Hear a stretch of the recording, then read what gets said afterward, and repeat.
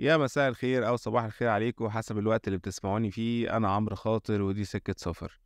رجعنا لكم تاني بسرعة برضو مكملين، بس النهاردة حبينا نغير، فهنتكلم أنا ونسرين عن اقتصاد زامبيا في الستينات، بدل ما نتكلم عن السكس education. لا، هو دي نكتة بايخة شوية. احنا هنكمل حلقاتنا عن السكس education، ودي الجزء التاني من الحلقة اللي بنجاوب فيها على أسئلتكم، لأن الأسئلة اللي جات لنا كتير جدا. ازيك يا نسرين؟ ازيك يا عم؟ منوراني. ربنا يخليك. جاهزة ندخل في الأسئلة؟ يلا بينا. تمام. في سؤال حلو جدا، بيقول لك إيه الحدود اللي ممكن أحطها مع شريكي؟ الحدود دي مش هتيجي من بره. هم. مفيش لستة حدود الواحد يطبقها. انتي شوفي او انت شوف ايه اللي مريح بالنسبة لكم وايه اللي مش مريح. الحاجة اللي مش مريحة حطوا لها حدود. الحاجة المريحة خلوها براحتكم. بس هي فعلا مش يعني، خلينا ناخد example مثلا. أم يعني يا ريت اللي كان بيسأل يدينا مثال يعني يقصدوا ايه، بس انا هحاول اخمن. زي مثلا حد مش عايز ينام والنور with the lights on هم. منور مثلا. فهل الحد ده مثلا it's an interesting one. هل الحد ده حاطينه عشان خاطر احنا خايفين ان احنا نبقى عريانين وباينين مع شريكنا؟ هل احنا مثلا عندنا negative self image ان احنا هم. جايين ان احنا ان يكون شريكنا شايفنا؟ حد زي ده مثلا ممكن نقول عليه ان هو محتاج وقفة ونظرة، لان هو إن الخوف ده بيخلي الواحد يخاف ان هو يفتح نفسه completely في العلاقة. هم. تمام. الاتجاه دايما او الهدف ان هو الواحد يبقى comfortable، مرتاح، منفتح، متقبل للمتعة، متقبل إن الواحد يستمتع بكل حاجة، من أول اللي أنت شايف بالنظرة، السمع، كل حاجة، باللمسة. فلو في حدود مثلا حاسين إن أنتوا حاطينها بتوقف المتعة دي أو جاية في الطريق دي، ممكن الواحد يبص لها شوية. هم. بس زي ما أنا قلت في الأول، الحدود على حسب انتي او انت محتاجين ايه. الحاجه اللي مريحاكم حطوا لها، سيبوها مفتوحه، والحاجه مش مريحاكم حطوا لها حدود. حلو قوي الموضوع ده. يعني هو الموضوع في الأول وفي الآخر communication، بس في حدود معينة ممكن تدينا زي ما أنت بتقولي كده جرس إنذار، هو أنت عايز ده ليه؟ فإحنا محتاجين نكسبلور مور زي موضوع النور ده. حلو قوي الموضوع ده. آه، جالنا سؤال من راجل عن موضوع الاغتصاب الزوجي، فبيقول لك ليه مصطلح الاغتصاب الزوجي منتشر الفترة دي، وليه دايما بنبعد عن المرجع الديني في النقطة دي تحديدا؟ أرجو الرد بمصداقية وعدم التهرب. قبل بس ما أخليك تردي، أنا في حاجة بس عايز أقولها، إن ما أعتقدش إن في أي حاجة في الدين بتقول إن أنت تاخد حاجة من حد غصب عنه، ده بأي حال من الأحوال. ما فيش أي حاجة في الدين بتقول لك إن أنت تجبر حد يعمل حاجة هو مش عايزها. ف... فأعتقد إحنا بس بنستخدم اليومين دول المرجعية الدينية كسلاح، اللي هو آه، لا، هو الدين بيقول كده والدين ما بيقولش. يعني ما فيش دين في الدنيا بيقول لك خد حق من حد أو خد حاجة من حد غصب عنه. ده الجزء اللي كان عندي، أسيبك بقى تردي. لا، تسلم، يسلم بقك. يعني بصراحة أنا ما أحبش طبعا إن أنا أفتي في الدين، أو إن أنا أقول أستعمل الدين في الحوار ده بالذات، لأن ناس كتير طبعا هتغلطني، وأنا مش هقول على نفسي حاجة أنا مش هي. مم. بس اللي أنا أعرفه الصحة الجنسية، اوكي. دي مش محتاجة دين، دي محتاجة عقل وفهم. مم. الحتة الأولانية بتاعت السؤال، ليه مصطلح الاغتصاب الزوجي منتشر؟ لأن الاغتصاب الزوجي منتشر، مم. لأن الستات كتير عانت بقالها سنين، والحمد لله أخيرا بنتكلم. احنا في الفترة الأخيرة بالذات الحمد لله ابتدينا نفوق. الإنترنت برضو ادانا ساعة، ادانا فرصة إن الواحد يتكلم، مم. ادانا بلاتفورم. ستات كتير طلعت تتكلم، طبعا ناس كتير مش عاجبها، بس الكلام ده على فكرة عاجبكم مش عاجبكم الموضوع مستمر، إمم. فجاتهم. لأ، هو انتشر عشان الناس ابتدت تفهم يعني إيه اغتصاب زوجي أصلًا. هو ممكن في ناس يعني كان في حلقة الحلقة اللي أنا كنت عملتها زمان مع ريم عن الharassment اللي بيتعرّض ليه الستات. كان في واحدة بتقول أنا ما كنتش فاهمة إن اللي بيحصل لي ده اغتصاب زوجي لحد ما اتكلمت مع therapist. وعلى فكرة كمان ما هو لما هنخش هتكلم في موضوع تاني على السريع كده، عندك مثلا التحرش الجنسي للأطفال. إمم. ليه الموضوع ده المتحرش بيقدر ان هو get away with it؟ لأن الطفل مش فاهم اللي بيحصل، إمم. والموضوع يفضل يتكرر لمدة سنوات، والطفل خايف إنه يسأل، خايف يتكلم، خايف يعبر، بالضبط. مش عارف إذا كان ده صح ولا غلط ولا إيه اللي هو عارف طبعًا إن في حاجة مش صح، مش طبيعية، بس مش قادر يتكلم. إمم. أوكي؟ نفس الحكاية مع الاغتصاب الزوجي، ستات بيحصل لها الموضوع ده بس عشان خاطر هو في إطار الزواج، وعشان كمان خاطر هتحب تتكلم، ممكن أوي الناس تقول لها لأ ما تخربيش بيتِك، معلش ده حقه ومش عارف إيه، الكلام ده كله. بالضبط الكلام المنتشر بصراحة يعني مُضِر أكتر ما هو نافع. إمم. يعني تحس إن هو ثقافتنا اللي هو اسكتي واستحملي، إمم. بدل ما اتكلمي وعبّري عن نفسِك ووقّفي الأذى ده عنِّك. إمم. كان هنتكلم على مرجع ديني، فإحنا الدين عندنا بيقول لنا ما تأذوش حد، بالضبط. بمنتهى البساطة. بالضبط. فإزاي الموضوع ده يبقى ليه مرجع ديني أنا مش فاهمة، بس يعني هو الدين أصلًا لمّا اتكلم عن الجواز اتكلم إن إحنا وجعلنا بينكم مودةً ورحمة، فما أعتقدش اللي أنت عايز تعمله ده فيه أي نوع من أنواع المودة أو أي نوع من أنواع الرحمة. فيا جماعة ما تاخدوش حاجات برّه سياقها. بالضبط. ثم كمان إحنا بنتكلم عن الجماع على إنه متعة، فين المتعة في إن الواحد ياخد حاجة غصب عن التاني؟ إمم. فين المتعة؟ أنت لمّا تشوف الناس اللي متجوّزة أو الناس اللي هو في علاقات ومبسوطين، هُم الاتنين مبسوطين، مش إمم. واحد مبسوط والتاني لأ، صح؟ إمم. لمّا يبقى في fulfillment كده sexual fulfillment بين الاتنين، يعني سعادة ما بعدها سعادة، بحيث إن هي حتى لو في مشاكل في الزواج وكده طبيعي جدًا، الموضوع ده بيخلّي الحياة سهلة، إمم. الحياة فيها مودة، فيها رحمة، فيها تواصل، فيها تودُّد، يعني أي حاجة تانية بصراحة it doesn't make sense. طيب أنا خلّيني آخد الحتّة اللي أنتِ قُلتيها دي عشان يعني رغم إن ده سؤال متأخّر شوية، بس في سؤال في النقطة دي. إمم. في واحدة بتقول هل الإشباع الجنسي العلاقة الممتعة بين الزوجين قادرة على تخطي عيوب كل مننا الآخر؟ والله هي على حسب العيوب. أوكي. في يعني إحنا لو بنتكلم على حاجات بسيطة أو حاجات آمم أنتم أدرى، إمم. تمام، أنتم أدرى بالعلاقة اللي ما بينكم، أنتم أدرى إيه الحاجات اللي ما بينكم اللي مضايقاكم أوي أو اللي واقفة في الطريق. الجنس عمومًا أو العلاقة الجنسية الصحيحة الصحية م دي اللي ممكن تُقع يعني تَقِل ميزان إن إحنا نعرف إن إحنا نتخاطى نتعدى المشاكل اللي ما بيننا، إمم. ونتجاوز الحاجات قرفانا في بعض يعني، بالضبط. والعكس صحيح. إمم. في عدم وجود علاقة جنسية صحية هتقفوا على بعض على الواحدة. إمم. طيب آمم السؤال ده it's a little bit sad بس هل يتضايق الزوج لو قُلت له إن أنا تعبت ومش عايز أكمّل أثناء العلاقة نفسها؟ على فكرة it's not sad، صحّي. yes. بُص، لو أثناء العلاقة نفسها يا جماعة، ما إحنا هنرجع تاني لأ للconsent. it's sad لإن هي مش عارفة إن هو لأ، هو ده حق طبيعي إن أنتِ لو مش عايزة تقدري تقولي لأ، مش عايزة. فاهمة. آه.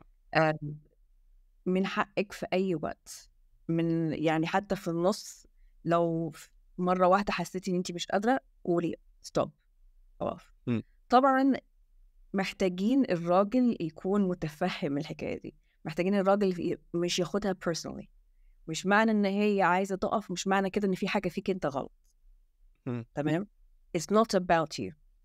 نرجع تاني نقول الحتة دي، يعني كل ما تخلّيها حاسة إن بأمان وبراحة، المهم أهم حاجة الكلمة الأمان، بحيث إن هي من حقها وتحس إن هي مرتاحة أو إن هي she can trust، تثق إن أنت لو هي قالت لك إن أنا مش قادرة أكمّل، إن أنت مش هتعمل الموضوع مشكلة كبيرة. دي أهم حاجة، أحسن من إن هي تفضل تكمّل معاك وtofake مثلًا، إمم. ويحصل لها مشكلة، لإن على فكرة الست لمّا بتبقى بتعمل حاجة غصبٍ عنها أو بتتعدّى حدود معيّنة، بيحصل لها ممكن يحصل لها وجع إمم. أثناء الجماع، ممكن يحصل لها مشاكل كتير complications كتيرة ما لهاش لازمة، ممكن أصلًا تأثّر على العلاقة كلّها. إمم. فمهم جدًا إن أنتِ تكوني صريحة مع نَفْسِك وتكوني يعني واثقة إن أنتِ لمّا تحسّي بحاجة تتكلّمي، تقولي. وبرضه في نَفْس الوقت مهم جدًا للراجل إنه يفهم إن الست ممكن جدًا في وسط الجماع إنها تقول مش قادرة أكمّل إمم. and that's okay، ما هياش حاجة personal to you. وحتى لو في حاجة أنت عملتها مثلًا وجعتها أو ضايقتها، خلّيك منفتح إن أنت تسمع بالضبط. إيه المشكلة، تتفاهموا مع بعض بدل ما إن إحنا pretend إن ما حصلش حاجة، لأ إمم. لازم تتكلموا في الموضوع كمان. طيب، جالنا سؤال تاني. فكرة إن أنا ما حصلّيش ختان، بس باكره العلاقة جدًا مع جوزي وحاسة إن عامل الحب مهم جدًا وإحساس إن أنا عايزة أحب وأتحب، ده حلّه إيه؟ إمم. ده كلام كبير، صعب جدًا الواحد يستمتع بأي حاجة لو هو مش بيحب اللي معاه، إمم. تمام؟ فيعني أنا عندي أسئلة كتير في الموضوع ده، عايزة أسأل طَب أنتِ متجوزة واحد ما بتحبوش ليه؟ نعم. ليه يعني حاسة إن أنتِ لازم تيجي على نفسِك عشان خاطر تنامي معاه؟ أصلًا الموضوع من أوله كده غلط، تمام؟ أنتِ أعتقد هي لازم تروح لtherapist تتكلم معاه بقى في الموضوع بكل جوانبه، هو مش هينفع يتحل في بودكاست. هي actually هي قالت إيه المشكلة أصلًا، إن هو لأ، الحتّة الأخيرة. محتاجة حُب آه، إحنا كتير أوي محتاجين حُب وبنلاقي نفسنا في علاقات أصلًا مش هي الصح بالنسبة لنا، عشان خاطر بنجري ورا إحساس الحُب، إمم.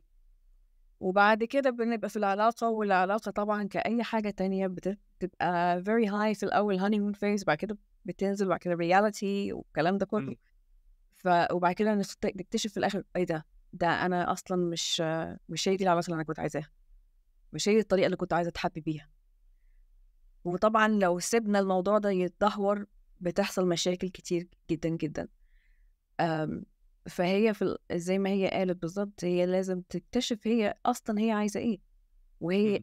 لازم تدوّر على الحب مش من حد تاني، لازم تدوّر على الحب لنفسها الأول والآخر. إمم. ساعتها بس هتقدر إن هي تفهم هي عايزة إيه في العلاقة. آمم، في سؤال جاي لنا من راجل، إزاي أعرف إيه الحاجات اللي بتبسط الست لو هي نفسها مش عارفة؟ آآ التكنيك اللي أنا اتكلمت فيه في أول حلقة أو إمم. يعني الحلقة اللي فاتت اللي قبليها، التكنيك ده useful، ممكن من خلاله ممكن أنتم الاتنين تكتشفوا أنتم حابين إيه ومش حابين إيه. إمم. تاني حاجة، جميل جدًا إن أنا يعني مبسوطة إن الراجل هو اللي بيسأل السؤال ده. إمم. آمم، اتكلم معاها، اتكلموا، اسألها أنتِ حابة إيه؟ إيه اللي ممكن أعمله لِك عشان يعني تحسسِك إن أنتِ مرغوب فيكِ ومبسوطة وكده. اتكلموا وشوفوا إيه اللي ممكن يطلع. اتكلموا وجربوا الحاجات اللي أنتم يعني لو هو بيقول إن هي مش عارفة، فواضح إن هي مش عارفة، فجربوا مع بعض الحاجات، والحاجات اللي أنتم تحبوها كمّلوا فيها، والحاجات اللي أنتم ما تحبوهاش نعمل عليها X وخلاص. بالضبط. آمم، إحنا كنا نهينا الحلقة اللي فاتت بتاعة اتكلموا يا جماعة، بس ask for consent before you talk about sex. فإحنا جاي لنا سؤال من واحدة ست بتقول: ليه دايمًا الراجل بيشوف الست فبيحاول يتكلم معاها في مواضيع تخص الثقافة الجنسية؟ ليه دايمًا النظرة دي؟ هل هي مثلًا مجرد فضول عند معظم الرجالة، او معظم الرجاله بيحبوا يتكلموا في المواضيع الجنسيه، لان ده بقى منتشر جدا الفتره دي. انا ما فهمتش السؤال. ليه هي بتسأل ليه الراجل لما بيشوف الستات دايما بيحاول يتكلم معاها في مواضيع تخص الثقافة الجنسية. يعني أعتقد هي قصدها من السؤال هو ليه في رجالة كتير تقلب الكلام سيكشوال. تمام. بصوا، انا حاسه ان الموضوع ده natural، بس المشكله مش في كده. المشكله ان بيدخلوا في الموضوع من غير اي مقدمات، او من غير ما يعني الاول يحسسوا يشوفوا اصلا الموضوع، هل اللي قدامي متقبل الكلام ده ولا لا. مره واحده يقلب من حوار عادي تكستنج، مره واحده يتقلب سكستنج.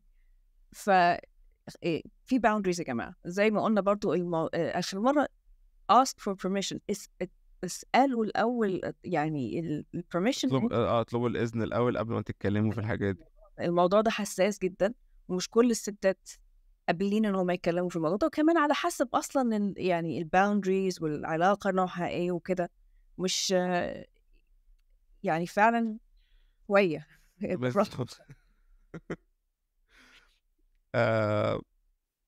في سؤال بيقول: هل الثقافة الجنسية هي معرفة الأوضاع اللي بتبسط الطرف التاني وتجعله أكثر سعادة مع شريكه، ولا في حاجات تانية المفروض أتعرف عليها؟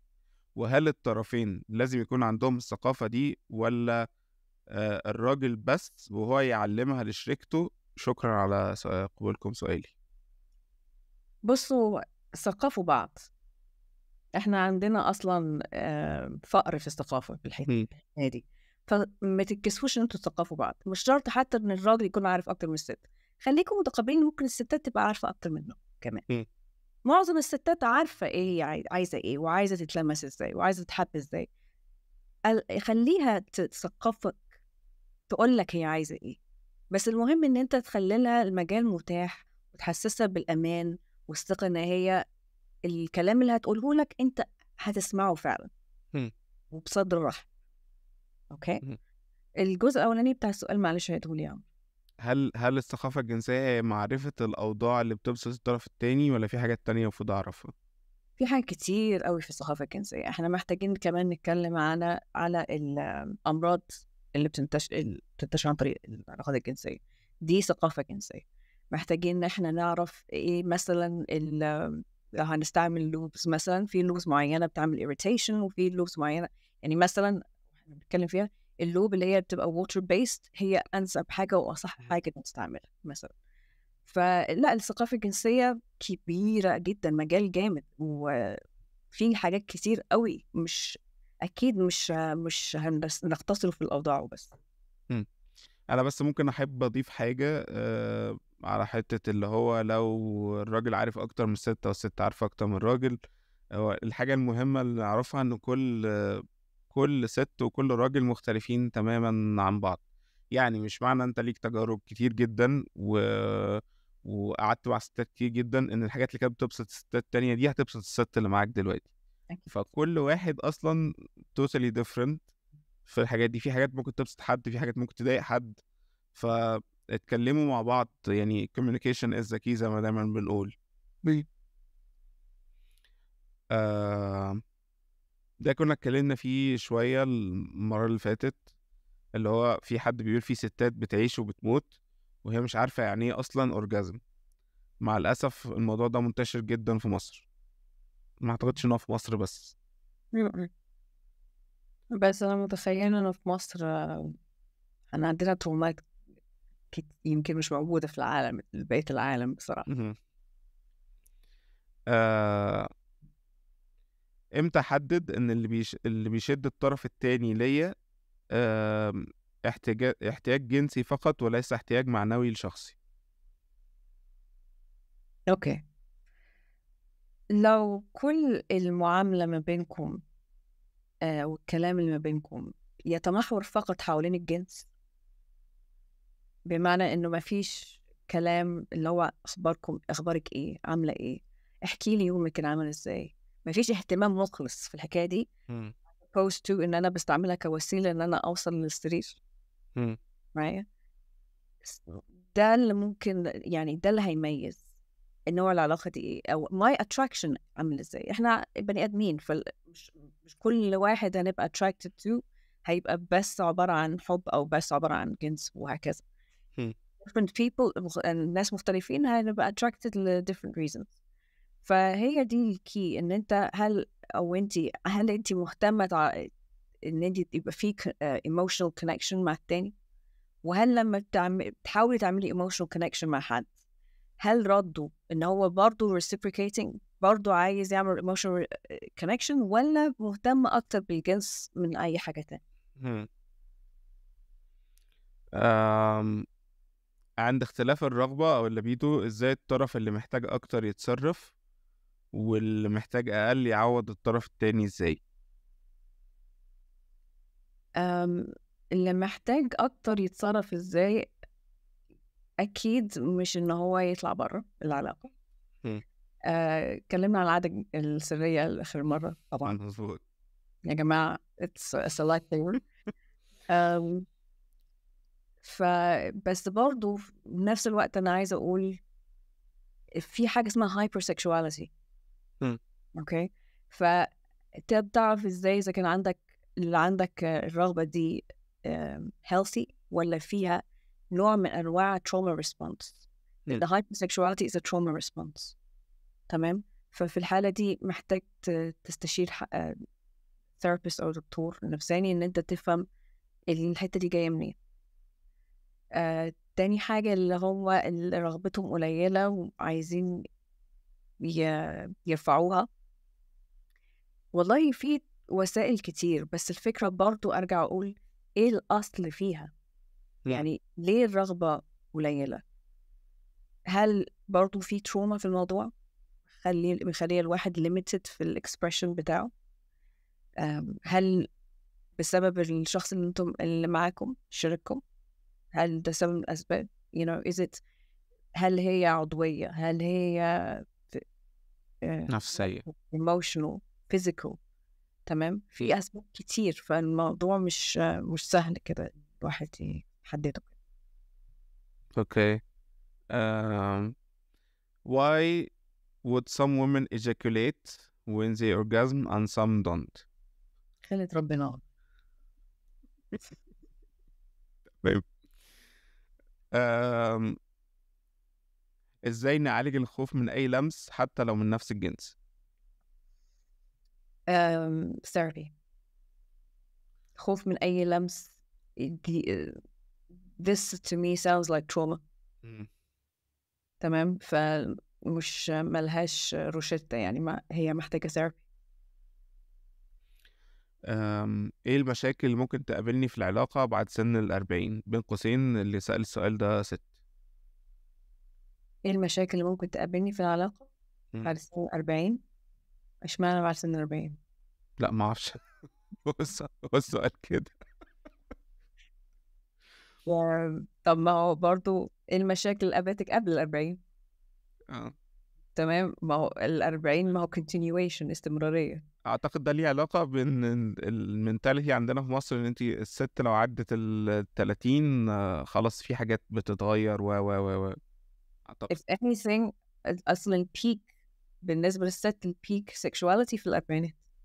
اوكي مثلا يعني أبسط حاجة.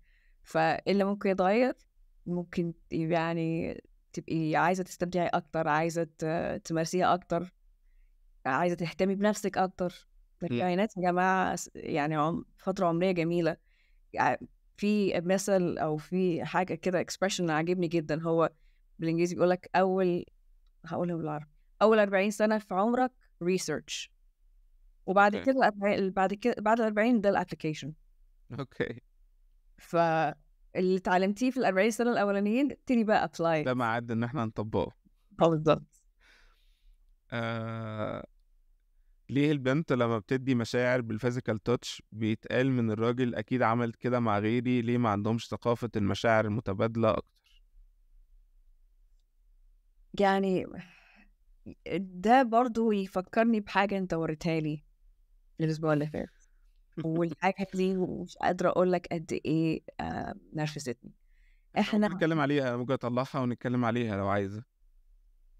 بلاش نحرق دم العالم كله، تمام خلينا كفاية.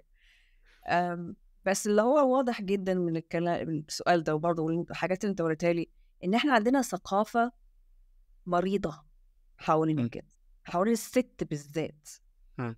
ان احنا فاهمين ان الست اللي عايزة ان هي مهتمة ان هي تمارس الجنس، ومهتمة بان هي تدلع راجلها او شريكها، او يعني تحس كمان ان هي تدلع، ان فاهمين ان هي يبقى اكيد مجربة، يبقى اكيد عندها experience، يبقى اكيد مش عارف ايه. يا مم. جماعة so what so what مم. يعني كلكم ملايكة؟ احنا ليه يعني عاملين مرض من حاجة جميلة؟ مم. على فكرة أصلا ده الطبيعي الفطري، إن الست بتبقى عايزة تلمس وعايزة تبوس وعايزة تتحضن وعايزة تحضن. ده الطبيعي. احنا ليه لازم نمرض الستات عشان يبقى اسمهم ما جربوش ما عملوش وتبقى انت أول واحد؟ ايه الحتة دي؟ ليه انت لازم تكون أول واحد ولازم تكون هي ما عمرها ما اتلمست قبل كده؟ مش قادرة أفهمها، غير إن هي باترياركية مرضية. إن يعني الناس اللي بتفكر كده بتدور على إن هي بتدور على القوة والسيطرة مش في مكانها. أنت عايز تحس بقيمة نفسك وعايز الناس تحترمك وعايز مش يا سيدي روح اشتغل، اعمل حاجة، اعمل اسم لنفسك where it actually counts، مش في السرير والله. اوكي. يعني أنا ممكن أتكلم كتير بس خلاص عشان ما دمي متحرقش. لا هو انا افتكرت برضو بوست متخلف عقليا كده كنت شفته، ان هو حد كان فسخ خطوبته عشان لما خطيبته ركبت معاه العربية عرفت ازاي ترجع الكرسي وهما ما عندهمش عربيات في البيت، فهو ازاي عرفت ان هي بترجع الكرسي من هنا؟ يبقى كده هي ركبت عربية مع حد قبلي. مرض حقيقي، تفكير مرضي. ويعني فعلا أترجى الرجالة اللي بتفكر كده تروح تشوف دكتور نفساني كويس، لأن للأسف الموضوع ده منتشر بقاله سنين ومش بس والمرض ده عمال يعني عشان للأسف من كتره، هو مش كتير على فكرة، بس هو عشان خاطر قد إيه intense، تحس إن هو يعني ده العام it's not خالص. بس انت متخيل انت بالطريقة التفكير المرضي ده انت جايب على شريكتك امراض قد ايه، وهي كمان ازاي هتكون سوية نفسيا وانت بتتعامل معاها بالمنظر ده، واولادكم بعد كده ازاي هيبقوا سويين نفسيا هم. تمشيش. همسك الحتة بتاعت أولادكم ازاي يكونوا سويين نفسيا. في سؤال بيقول بعد التربية الجنسية الغلط اللي بتعمل مشاكل كتير لما الطفل يكبر، نحل المشاكل دي ازاي ايا كان نوعها؟ هو السؤال مش واضح، انت فهمته بطريقة معينة؟ هو تقريبا ان هو لو حد اتربى جنسيا غلط او ما خدش الثقافة الجنسية الكافية وحصل له مشاكل لما كبر، يحل المشاكل دي ازاي؟ بس هو مش قايلين ايه المشاكل. اوكي. لان السؤال عام جدا، انا ما اعرفش ايه مم. المشاكل اللي احنا بنتكلم فيها، يعني الإجابة الوحيدة الموجودة هي therapist sex therapist. مشاكل كتير ومتعددة وممكن ساعات تبقى very complex وساعات متبقاش، هي therapist. في سؤال من ست بيقولك هل القبول الجنسي اللي ما حصلش في اول لقاء ممكن يحصل بعدين؟ ممكن. الموضوع بياخد وقت، الموضوع مش وممكن قوي يعني ممكن تناموا فعلا مع بعض وبرضه مش حاسين بيها قوي، بس ممكن تاني مرة وتالت مرة تكون أحسن. فالموضوع مش يعني مش it doesn't have to be immediate, it takes time.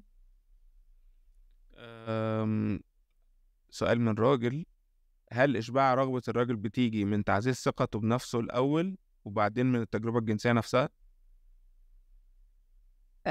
نعم. سوري أنا بس لسه بفكر في السؤال أو اللي قبليه على عادي طول. ممكن نكمل السؤال الأولاني براحتنا. لا، أهم كلمة في الموضوع communication برضه، كلام. أوكي. السؤال اللي انت قلته دلوقتي، سوري ممكن تعيده؟ هل إشباع رغبة الراجل بتيجي من تعزيز ثقته بنفسه أولا وبعدين التجربة الجنسية نفسها؟ نعم بالظبط. انت لو مش واثق في نفسك، والله ممكن تكون التجربة الجنسية 100%، بس انت لو مش واثق في نفسك مخك هيقعد يشتغل يقول طب انا ما عملتش كذا، انا عملت دي، ما عملت ده غلط. فاهم قصدي؟ فهتجيب نفسك ورا لو انت ما عندكش ثقة في نفسك. نرجع تاني للنقطة اللي انت قلتيها في الأول خالص يا جماعة، not a performance. بالظبط. آه مفيش اوسكار في الموضوع والله. بالظبط. امتى الست تعرف ان هي مبسوطة ومرتاحة في علاقتها مع جوزها؟ السؤال بيجاوب نفسه. لما تحس ان هي مبسوطة ومرتاحة. انت مبسوطة ومرتاحة؟ انا افك لو انت بتسألي السؤال ده ان انت مبسوطة ومرتاحة. لو انت مش مبسوطة ومرتاحة قولي منتهى الصراحة انا مش مبسوطة ولا مرتاحة، وساعتها بدل ما تشككي في نفسك انا مبسوطة ولا لا، شككي نفسك انا مش مبسوطة ليه، مم. ايه اللي ممكن يريحني، ايه اللي ممكن يبسطني، ايه التغييرات اللي انا محتاجاها عشان خاطر ابقى مبسوطة. هو communication experimentation وهكذا. في سؤالين. انا متخمن الجزء الاول من الاجابة، بخمن الجزء الاول من الاجابة بتاعتك عليهم. اول سؤال بيقول لك the high sex drive for women who are not married and how to control it. السؤال التاني how to be satisfied mentally when it comes to sexual needs in case you are single. I mean how to avoid watching porn in order to satisfy your sexual needs. أم... انت جاوب على الأول. عايز تقول ايه؟ انت عايز نقول العادة السرية يا جماعة مهمة. بالظبط، لا ده سؤال. بس انا اللي انا حاسه بيه ان الموضوع deeper than that، اعمق من كده شويه في الاسئله دي. م. اولا البورن مثلا مش هيقول لك انت ايه اللي عاجبك وايه اللي مش عاجبك. م. مش هو ده الانديكيتور، مش هيثقفك اكيد. هو البورن ده is an easy quick fix for people. م. تمام. في ناس طبعا تحب تقعد تتفرج عليه في مدة طويلة، بس اللي هي بتعمل حاجة زي اسمها edging وكده. بس in general مش هيفيد، مش it doesn't convert to satisfaction in the bedroom. اوكي. هي بتسأل ازاي انها تبطل ان هي تتفرج على too much porn. ده السؤال صح؟ ازاي تتجنب انها تتفرج على بورن عشان satisfy her needs. ازاي تتجنب؟ بصي you can decide make a decision ان انت you will stop watching porn، وبدل ما to watch porn ابتدي ان انت تبني علاقة ما بينك وبين جسمك. اوكي. porn is immediate gratification. وممكن تكوني انت عندك مثلا resistance ان انت تتصلي بجسمك، لان it's easier to engage في visuals بتاعت البورن. disconnect من البورن و reconnect مع جسمك انت. ابتدي اعملي علاقة ما بين قلبك ورحمك. connect the two. وعدك ان انت لو تعملي connection مع الاثنين وان انت ابعتي حب من القلب للرحم كمان لليوني، ابعتي حب في الحتة دي. اوعدك ان انت يعني مع الممارسة كده هتبطلي خالص تتفرجي على البورن، لان it's not going to give you the same feeling. تمام. فالمديتيشن بتاع الكونكتنج القلب مع الرحم جميل وبسيط، وان الواحد بس يقعد يفكر في افكار حلوه وجميله وحب ويبعت حب ما بين القلب وبين الرحم is effective. انا عارفه طبعا it sounds very simple بس it's actually effective. طب هنا فتحنا موضوع البورن. شايفة ايه التأثيرات السلبية للبورن حاليا؟ لأن ما اعتقدش في ناس كتير فاهمة ان البورن ده زيه زي نوع من كل انواع الاندستري في الافلام، ان هو it's a production it's not real. وللأسف بقى منتشر كتير جدا، خصوصا في العالم العربي، اللي هو الدنيا مقفولة حبتين، يعني احنا بنحاول نقفل الدنيا على قد ما نقدر، فبتضرب من ناحية تانية خالص. مم. ف انت شايفة ايه التأثيرات هل ليه تأثيرات إيجابية أصلا، وشايفة ايه تأثيراته السلبية، والناس تبدأ يعني بصفة عامة سواء رجالة أو ستات يبدأوا يبعدوا عنه ازاي؟ طيب خلينا نمسك سؤال. انت سألتني 3 دلوقتي، خليني اوكي. الأولانية ايه الآثار السلبية الآثار السلبية للبورن ان انت ممكن تلاقي نفسك مش قادر ان انت تستمتع بالعلاقة الجسدية مع حد تاني، مم. لأن خلاص انت عودت مخك النيورو connections in your brain ان هي حاجة معينة، addicted لحاجة معينة لازم تحصل بالطريقة دي عشان خاطر توصل للنشوة. مم. والحاجة دي مش ممكن ان هي تبقى replicated في العلاقة الجنسية مع شريكة in person، فبالتالي متقدرش ان انت تستمتع اصلا بالعلاقة اللي انت فيها. ده اول حاجة. تاني حاجة it builds up really unrealistic expectations. مم. البورن يا جماعة is a film industry. It is not a sex industry. مم. sex industry طبعا اللي هو للأسف كمان فيها trafficking sex trafficking وكده، بس أهم في الموضوع دلوقتي اللي انتوا بتتفرجوا عليه ده مش natural. بمعنى أنا آسفة إن أنا هتكلم على حاجات explicit، بس ما يعني احنا عدينا الموضوع ده خلاص. مش قوي لسه. اوكي. في مثلا مشاهد يعني مشاهد مثلا جماعية مثلا، مم. أوكي، وشكلهم كلهم مستمتعين ومبسوطين والكلام ده كله. لو انتوا خدتوا الموضوع ده في الحقيقة، الناس الموضوع مش زي ما هم متصورين، ناس عرقانة، ناس ريحتها مقرفة، الموضوع painful، الموضوع مش organized زي ما هو بيبان في الفيلم، عارفين؟ مم. مش طبيعي، مش natural، معمول بطريقة بس عشان خاطر يلعب يعني بالديزاير، يلعب بالعقل. إنما in nature normal مش هو ده. مم. بيخلق expectations مش طبيعية بالنسبة للشباب، مم. وبتفضل معاهم على فكرة. وعلى فكرة كمان البورن بيبقى فيه addiction، porn addiction زي المخدرات، زي الالكحول، زي أي addiction في الدنيا، بحيث إن أنت في ناس ما بتقدرش إن هي حتى تروح الشغل وتكمل يومها من غير ما يبقى فيه porn شغال. It can get really really bad، وده توقفك أصلا من to enjoy a good quality of life. وخصوصا كمان لو انت شريكك او شريكتك ملهاش في البورن، فبوظتوا علاقتكم ببعض. مم. مفيش يعني واحد عايز يتفرج على البورن والتانية مش عايزة، طب هتتصلوا ازاي؟ هتتواصلوا ازاي؟ تمام. وآثار سلبية كتير جدا جدا. الراجل كمان لما بيشوف الأحجام اللي في البورن وبيقارن نفسه بيها، مم. طبعا بيبقى فاهم ان هو بيحصل يعني insecurities، بيتأثر على الكونفيدنس بتاعته وكده، فاهم ان ده الطبيعي. it's not. مم. تمام. وهكذا في يعني آثار سلبية كتير جدا.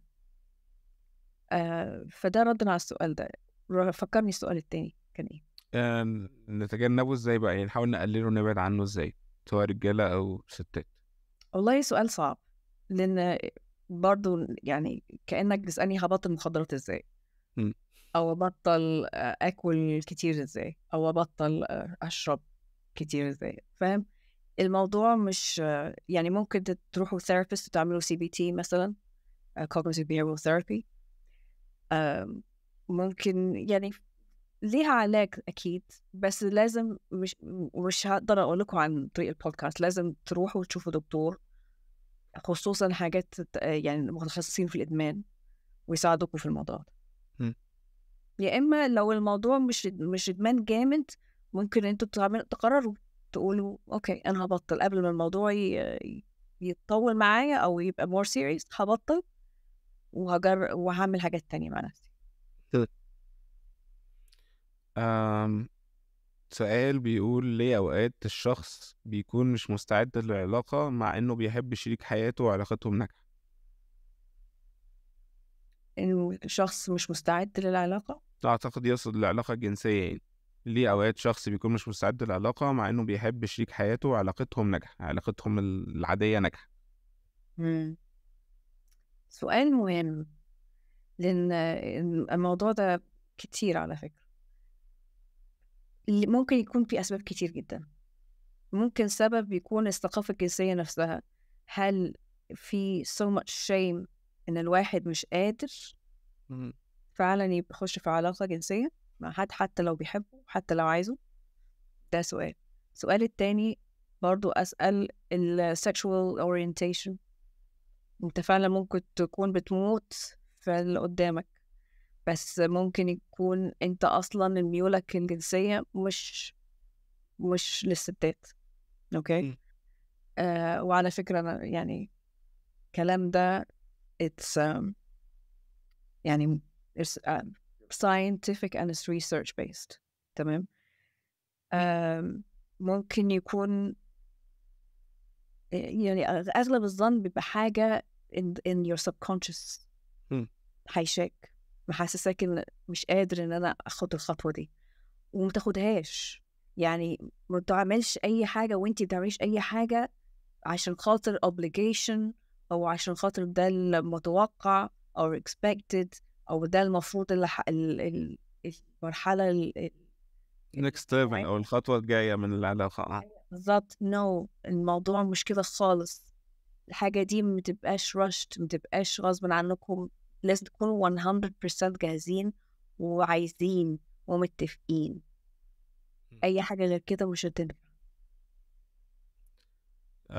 إجابة حلوة جدا. طيب، في سؤال بيقولك ليه دايما لازم أتصنف من أي راجل يدخل حياتي على إني ست للمتعة في المقام الأول والأخير دون عن أي جانب شخصي ليا؟ هسألك يعني هسألك أنا، أنتي بتعملي إيه أو ما بتعمليش إيه يخلي اللي قدامك ما يفكرش فيكي غير كده، غير بكده؟ أنتي م. مش حاطة الباوندريز اللي أنتي حاطاها. أنتي مش حاطة باوندريز. يعني م. ليه الراجل بيوصل معاكي على طول من الألف لليه كده من غير ما يعدي على بقية الحروف الأبجدية؟ م. فأنا هسألك وتجاوبي نفسك بأمانة. هل أنتي بتحبي نفسك كفاية إن أنتي لما يعني بتدوري على علاقة أو تتواصلي مع حد، هل do you make it perfectly clear إن أنتي ما بتدوريش على علاقة جنسية وإن أنتي بتدوري على واحد شريك حياتك وتاخديها serious relationship والكلام ده، ولا أنتي ماشية منجرفة مع اللي هو عايزه؟ م. خلينا نقول برضو إن في للأسف رجالة كتير أوتوماتيكلي بتصنف الستات كلها كده، اللي هو آه تمام. أنا ماليش دعوة بالرجالة دي. فهي ممكن بس يبقى عندها باترن معينة إن هي بتروح تنقي الرجالة دي تدخل معاهم في علاقات. يعني بتبقى بالظبط energetically كل واحد بيرد على التاني. م. في سؤال بصراحة، يعني أنا مش عارف إن كان هو حقيقي ولا مش حقيقي، بس المفروض اللي سألاه ست. بتقول هو ممكن راجل يكون بيحب يسمع قصص محارم ويبقى طبيعي بعد الجواز؟ السؤال سوبر ويرد. مش فاهم يعني إيه قصص محارم. انسست. أوكي، عيد لي السؤال تاني ماشي. هل ممكن راجل يبقى بيحب يسمع قصص محارم ويبقى طبيعي بعد الجواز؟ يعني أنا بس سألته على الاحتمال إنه ممكن يبقى فعلا واحدة ست واقعة جوزها واقع في الحكاية دي، بس حاسس إنه ممكن يكون 90% it's a fake question. لا I feel it's a real one. بس تمام. يعني صعب قوي إن أنا أتكلم بصراحة عن الموضوع ده يعني on an Arabic podcast، بس هحاول. الشهوة عند الرجالة أو الستات ممكن ساعات بتاخد محاور يعني تبقى الناس فاهمة إن هي، أو يعني الكلام العام حواليها بتبقى مش معلش العربي بتاعي هذا متكسر. بتبقى مرفوضة أو منبوذة. اوكي. تمام. بس they genuinely can't help it. اوكي. والحكاية دي لو صاحبها فعلا متأذي بيها ومتأثر بيها ومتأذي، روح شوف دكتور نفسي. اوكي. في ناس تبقى in control، يعني الموضوع ده is erotic بالنسبة لهم إنهم يفكروا فيه، بس ممكن هم يمارسوا علاقة طبيعية وعادية مش شكل. تمام. بس لو الموضوع ده مأثر على نفسيتهم أو على علاقتهم، ساعتها محتاجة professional help، محتاج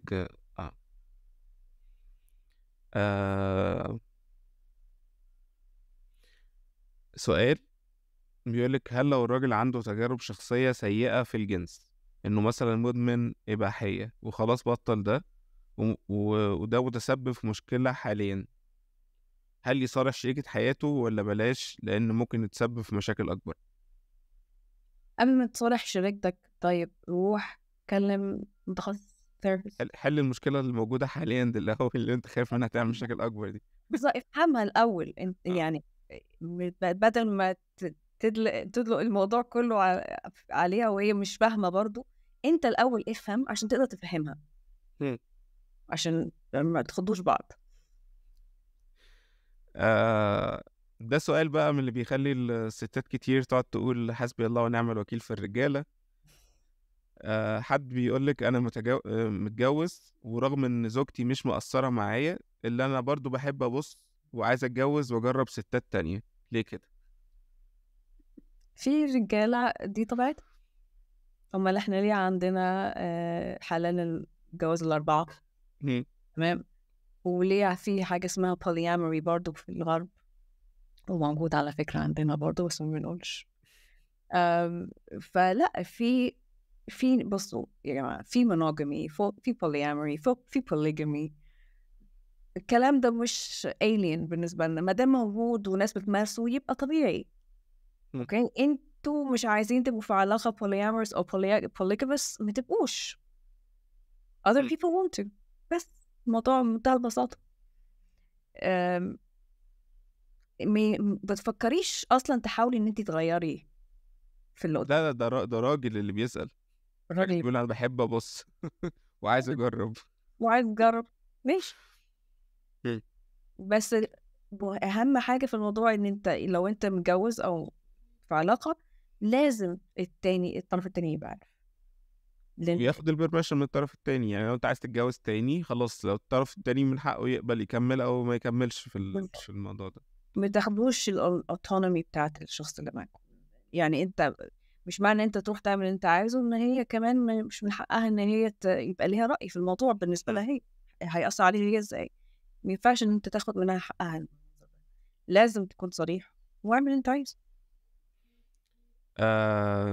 في سؤال بيقولك ايه علامات الشذوذ عند المرأة وهل يحدث في منتصف العمر؟ ده سؤال من واحدة ست. ايه الشذوذ؟ يعني ايه شذوذ؟ انا اعتقد ان هي قصدها ان هي الميل نفس الجنس. يعني طيب، انا ما بحبش اتكلم او استعمل كلمة شذوذ في الموضوع ده اول حاجة، لانه مش هو السؤال جاي لنا كده. فانت شوفي اصلا انت علاقتك بالحكايه دي ايه. انت شايفاها حاجه شاذه، فبالتالي هيبقى في مشاكل. لو هي شايفاها حاجه طبيعيه، وعلى فكره بتبان في اي مرحله في العمر.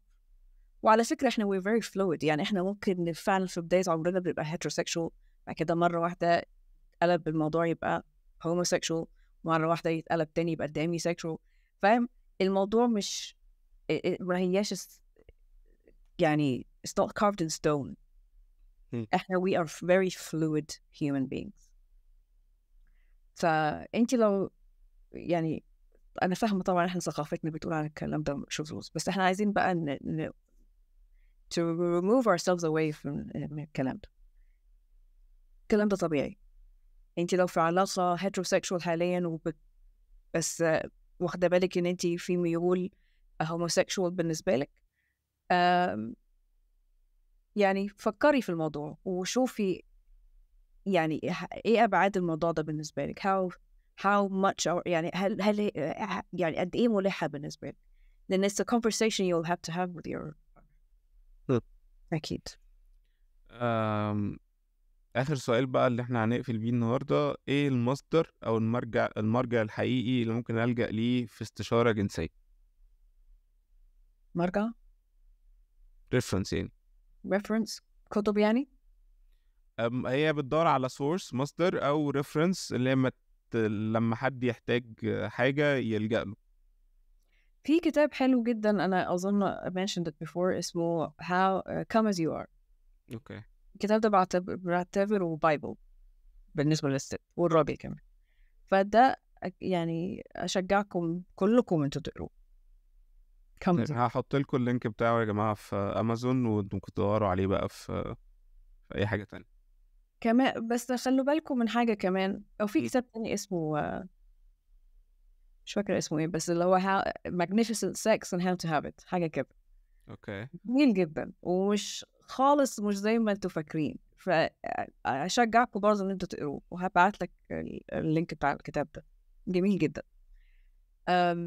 بس كمان مهم جدا تعرفوا انه مفيش مرجع واحد الواحد يرجع له. ما هوش انجيل ولا مصحف يا جماعة. it's your own، انت المرجع، انت your own physical experience، انت احتياجاتك، شهواتك انت عايزة ايه، جسمك عايز ايه. جسمك هو المرجع مش الكتاب. بس ده اللي حبيت اقوله. نسرين، كانوا 3 حلقات حلوين جدا. اعتقد الحلقة دي ممكن تبقى حلقة الكنسالة خصوصا اخر بارت. حابة تقولي حاجة قبل ما نقفل؟ حابة اقول يا جماعة مفيش يعني مفيش سؤال محرج في الموضوع ده. لو انتوا عندكم اي اسئلة reach out to me، reach out to عمرو واسألونا. يعني انا احب ان احنا نتكلم في المواضيع دي عشان خاطر ننشر، نبعد الجهل عننا بقى شوية، عشان خاطر العلاقات ما بيننا تبقى احسن من كده بكتير. و have fun، yeah, have enjoy، have this pleasure، have it. وزي ما عادل إمام قال: لا حياء في الدين، لا حياء في العلم، ولا حياء أمام رجال المباحث. هنقفل حلقة النهاردة، وإن شاء الله هنحاول نعمل حلقات من دي أكتر. بنشكر كل الناس اللي بعتت لنا أسئلة، حاولنا نجاوب على أكبر عدد ممكن من الأسئلة. بشكرك يا نسرين إن أنت كنت معايا في الرحلة دي، وإن شاء الله مع بعض تاني بإذن الله. إن شاء الله. شكرا جدا يا عمرو الفرصة دي، ويا رب تكون بفايدة. إن شاء الله. أنا عمرو خاطر، ودي كانت سكة سفر. أشوفكم على خير الحلقة الجاية.